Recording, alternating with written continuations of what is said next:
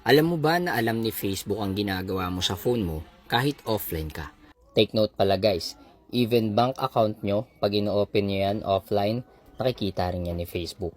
So pag nasa profile settings na kayo guys, pumunta lang kayo dito sa off Facebook activity, tapos tap nyo tong view and manage activity. Next nyan guys, kailangan nyong ilagin yung mga password nyo dito. Then tap submit. Next nyan guys, antay lang ng konti, tapos dito nyo na makikita lahat ng history na pinaggagawa nyo sa phone nyo. So kailangan natin itong i-delete dahil unang-una privacy nyo yun, lalo na sa mga bank details or bank account nyo. Sobrang importante nyan guys. To make sure lang in the future na walang magiging problema. So para i-delete to, ganito lang yung gagawin nyo. Next guys, tap nyo lang tong clear history, tapos ulitin nyo lang ulit yung clear history. Next yan guys, lahat ng history nyo is mag-clear na. Next guys, mag-back lang kayo, tapos pindutin nyo tong disconnect future activity.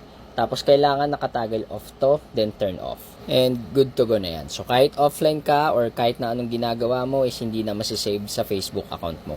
Again guys, importanteng naka-off to kasi syempre privacy nyo yung nakasalalay dito.